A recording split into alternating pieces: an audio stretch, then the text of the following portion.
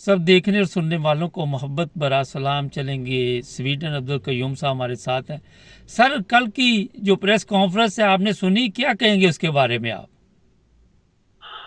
میں نے سنی مبارک صاحب, اور دینداری کی بات ہے کہ ایک مقولہ ہے, ایک کہاوت ہے کہ اگر گھر کا نوکر مالک کو بھاشن دینا شروع کر دے تو پھر آپ وہاں سوچیں کہ وہ جو مالک ہے اس کے اندر کیا خامیاں ہیں. وہ مالک یا تو نالائق ہے, وہ مالک اس کی کوئی پاور نہیں ہے, وہ مالک جو چور چکا ہے اور نوکر اس کو رستے بتانا شروع ہو گیا. یہ ملک کے ساتھ ہو رہا ہے, پاکستان کے ساتھ. اگر کسی اور ملک میں اس طرح کا جیسے یہ بریفنگ دی ہے تو اس کو اسی وقت چیف آف آرمی سٹاف کو, اس جنرل کو اور باقیوں کو ڈسمس فرام سروس. یہ ضرورت بھی نہیں ہوتی کہ دنیا میں کسی ممالک میں کہ ایک آرمی جو ہے وہ ملک کو بھاشن دے رہی ہے, یہ کرو وہ کرو, یہ نہیں ہمیں ایکسیپٹ, معافی مانگو. یہ تو دنیا میں مبارک صاحب, یہ پاکستان اسی لیے نہیں چلا نا. یہ تو دنیا مذاق کر رہی ہے پاکستان کا.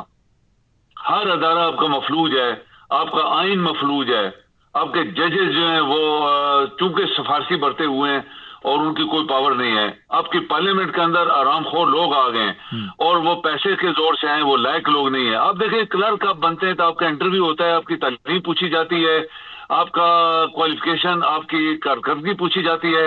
آپ ایک افسر بنتے ہیں, آپ کے کتنے ٹیسٹ ہوتے ہیں, چاہے وہ ملٹری کے ہیں. ملٹری میں تو سفارشیں چلتی ہیں, لیکن باہر کے جو بڑے بڑے سی ایس پی اس طرح کے افسر بنتے ہیں ان کے کتنے ٹیسٹ ہوتے ہیں. آپ نے کبھی پارلیمنٹ کا سوچا ہے کہ یہ جو پالیٹیشینز ہیں ان کا کون سا ٹیسٹ ہوتا ہے؟ یہ تو نالائق ترین آرام خور لانتی لوگ ہوتے ہیں, 100 بیماریاں لے کے جہاں بھی آپ نوکری کرنے جاتے ہیں دنیا میں وہ میڈیکل سرٹیفکیٹ مانگتے ہیں کہ کیا مینٹلی فزیکلی تم فٹ ہو اس سیٹ کو لینے کے لیے. ابھی سیاستدان جو ملک کو چلاتے ہیں مبارک صاحب, ان کا تو کوئی ہے ہی نہیں ہے, کوئی سسٹم ہی نہیں ہے. ابھی زرداری جیسا بیمار آدمی جس کو 100 بیماریاں لگی ہوئی ہیں, اس نواز شریف کو 100 بیماریاں لگی ہوئی ہیں, اور یہ مداری جو ہے جس نے 5 عورتیں بیویاں رکھی ہوئی ہیں اس کو 100 بیماریاں لگی ہوئی ہیں. آپ کو پتہ ہے اخباروں میں ہارٹ اٹیک ہو گیا, یہ ہو گیا, وہ ہو گیا, دوسرا بہانے بنا کے لندن بھاگ گیا, وہ مرنے والا ہے, صبح تک اس کا وہ ہو جائے گا, برین ہیمرج ہو جائے گا, فلاں فلاں فلاں, سب فراڈ. باقی سارے آپ کے ایم این اے, ایم پی اے, گورنرز, ایک گورنر مر ہی گیا تھا, ابھی لگا ہی نہیں تھا تو پہلے مر گیا تھا. 100 بیماری. جتنے آپ کے پریزیڈنٹ آئے سب بیمار. یہ صرف پاکستان میں ہوتا ہے. تو پھر آپ کا ملک جیسے ہم بار بار ریپیٹ کر رہے ہیں نہیں چلا, آج بھی نہیں چل رہا. کبھی ہو نہیں سکتا کہ فوج گورنمنٹ کو بھاشن دے اور دھمکیاں دے. یہ دیکھیں, یہ ایک مذاق ہے, یہ ایک مذاق ہے. ابھی کسی دنیا کی فوج کا مثال دے دیں آپ کہ کسی جنرل نے بیان دیا ہو اور اسی وقت اس کو نوکری سے نہ نکال دیا گیا ہو, فوراً ڈسمس فرام سروس, اور اس کے بعد اس کو اندر جیلوں میں گھسیٹتے ہیں لوگ. یہ پاکستان میں جو کچھ کل اس نے کیا, اس سے پہلے ہوتے رہے. باجوے نے ڈی جی ایس آئی اور یہی آئی ایس پی آر کا ایک لیفٹیننٹ جنرل بٹھایا ہوا تھا, اور کیا کیا وہ انہوں نے باتیں کی تھی. تو وہ باتیں جو کہہ رہا تھا یہ ہمارے ساتھ زیادتی ہو رہی ہے, وہ سچ نکل آئے. جو کہہ رہا تھا کہ فوج کے خلاف پروپیگنڈا ہے, حقیقت میں یہ سچ تھا کہ عمران کے خلاف ایک سازش ہوئی تھی. وہ نکل آیا نا, سب سچ بارہ آ گیا. ابھی یہ جو ایک میجر جنرل ہے, آپ کو یاد ہوگا کہ ایک پاکستان آرمی میں ایک کمانڈو ہوتا تھا جس کا نام تھا ٹی ایم, طارق محمود. اس کا نام تھا ٹی ایم شارٹ کٹ. یہ اس کی بیٹی کا خامد ہے یہ. اور اس طرح سفارشیں کس طرح ایک دوسرے کے ساتھ چلتی ہیں, یہ لوگ یہاں تک پہنچ جاتے ہیں. یہ جو چیف آف آرمی اسٹاف ہے, اس نے پی ایم اے کاکول میں کیا بولا تھا, آج جو کل تقریر ہوئی اسی کی وجہ سے ہوئی نا. اس نے خود لکھ کے دیا ہوگا یہ بولنا تو اس نے بولا ہے. اگر آپ کی حکومت زندہ ہوتی, ویسے ترانے تو ہم نے بہت بنائے نا, زندہ پائندہ فلاں فلاں فلاں فلاں, اٹس جسٹ فراڈ. اگر آپ کی حکومت جینوئن طریقے سے الیکشن جیت کے آتی تو اس چیف آف آرمی اسٹاف کو کل ہی بائی آرڈر نکال دیا جاتا, ڈسمس فرام سروس. اس کی پینشن بھی بند کر لیتے, اس کے سارے اثاثے ضبط کر لیتے. یہ چونکہ وہ کرپٹ طریقے سے آرام خوری کر کے सीटें उल्टी करवा के इमरान की हुकूमत में बैठे हुए हैं, तो फिर ऐसी मुबारक साहब आपको ब्रीफिंग जो है आपको सुननी पड़ेंगे। सर ये बताइए, कल ये कहा गया कि यहाँ पे फिर किसी की इज्जत महफूज नहीं होगी, माल महफूज नहीं होगा। पहले पाकिस्तान में लोगों की इज्जत महफूज है वहाँ पे? किसी की नहीं। किसकी इज्जत महफूज है? हमारी जवान बेटियों की, बहनों की, हमारी माओ की इज्जतें के साथ खेला गया। सोई हुई बेटियों, माओ, बहनों को रात को पकड़ा, बेडरूम से पकड़ा और थाने में ले गए, और उनको पता नहीं लगा किधर गायब हुए, और कई बच्चियों की इज्जतें लूटी गई वहां पे थानों के अंदर या वहां जेलों के अंदर।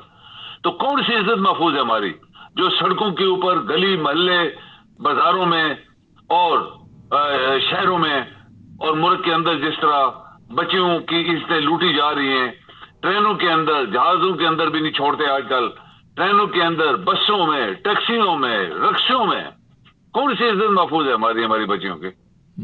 ये मजाक जो है, जिस तरीके से ये कल बात कर रहा था, एक मेजर जनरल है, ये समझ रहा था ये मुल्क इसके बाप का है, इस तरह बात कर रहा था। ये मुल्क मेरे बाप का है, ये मुल्क चीफ ऑफ आर्मी स्टाफ के बाप का है, ये मुल्क उनका नहीं है, मुल्क 24 करोड़ लोगों का है। अगर पाकिस्तान के अंदर हुकूमत होती, अगर पाकिस्तान के अंदर मुबारक साहब जजेस जिंदा होते, तो इसको रात को इसको अरेस्ट करवा देते। तुम्हारी जरूरत कैसी हुई है? तू कैसे हुकूमत के ऊपर हावी हो गया? तुम तो नौकर हो हमारे पाकिस्तान के। 3 साल के लिए तुम्हें, 2 साल के लिए तुम्हें यहाँ पे अपॉइंटमेंट दी जाती है। आप हैरान होंगे, मैं इंडियन जर्नल्स की ये सोशल मीडिया पे एक लिस्ट पढ़ रहा था कि किस तरह वो आते हैं और जाते हैं। आप यकीन करें, Indian journals, chief of army staff 1.5 साल, 2 साल, 2.5 साल, किसी ने 3 साल लगाया। किसी भी जनरल को आज तक एक्सटेंशन नहीं मिली, सिवाय एक जनरल को, जिसको उन्होंने फील्ड मार्शल बनाया था, मानक शाह। वो ईरानी ओरिजिन का आदमी था, और इंडिया पाकिस्तान बना तो उधर रह गया, वो फील्ड मार्शल बना। उसी ने हमारे जनरल न्याजी को सरेंडर करवाया था, उसको फील्ड मार्शल इसी बनाया गया था। उसको 1 साल एक्सटेंशन दी थी इंदिरा गांधी ने। किसी जनरल को एक्सटेंशन नहीं मिली। आप यकीन करें, 1.5 साल, 2 साल, 2.5 साल, 3 साल, ये उनके पीरियड से जितने जनरल आज तक इंडिया में चीफ ऑफ आर्मी स्टाफ बने। हमारे मुल्क में देखें, हर शख्स 6 साल, 8 साल, 10 साल, 11 साल, 12 साल। और ये जो मेजर जनरल है जिस तरह कल बात कर रहा था, यकीन करें अपने मुबारक साहब, यकीन करें, अगर हुकूमत सही तरीके से बैठी होती तो इसको रात को डिसमिस कर देते। सर ये बताइए कि ये हमारे जो चीफ ऑफ आर्मी स्टाफ है, ये भी पता लगा कि जाने वाले नहीं है, जो काजी है वो भी जाने वाला नहीं, तो इन्होंने तो कब्जा किया हुआ मुल्क के ऊपर। कब्जा तो किया हुआ है ना।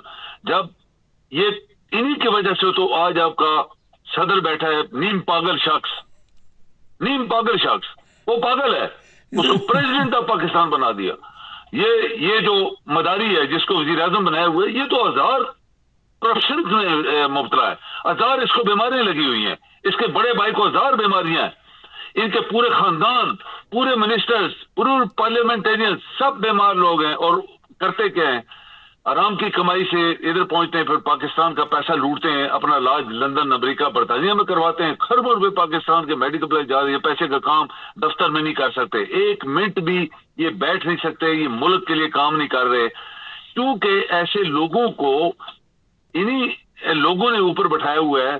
तो खुद उनके ऊपर हावी है ना, जैसे वो धमकियां मार रहा था कल, तो उनको ऊपर इसलिए हावी है कि ये करप्ट लोग हैं हमारे मुल्क के अंदर जो हुकूमत में है। जजेस भी इनकी सिफारशी लोग हैं, सिफारिश से वहां बैठे हुए हैं। तो फिर कब्जा तो हो गया। जैसे पहले क्या नहीं आया, उसको मुशर्रफ ने अपनी कुर्सी के लिए पहले DGSI बनाया, फिर vice chief of army staff बनाया, फिर चीफ ऑफ आर्मी स्टाफ बनाया, फिर उसको 3 साल और एक्सटेंशन दे दी। आप यकीन करें, वो 10 साल बैठा रहा। इसके बाद आप देखें, बाजवा आया, 6 साल वो लगा गया। बहुत मुख्तसर करें, टाइम खत्म हो रहा है, फिर करेंगे प्रोग्राम। बहुत शुक्रिया सर जी, थैंक यू। ये बात है। रिटायरमेंट के बाद भी इनको काम मिल जाता है, बेरोजगारी खत्म ही नहीं होती। जुड़े रहे हमारे साथ।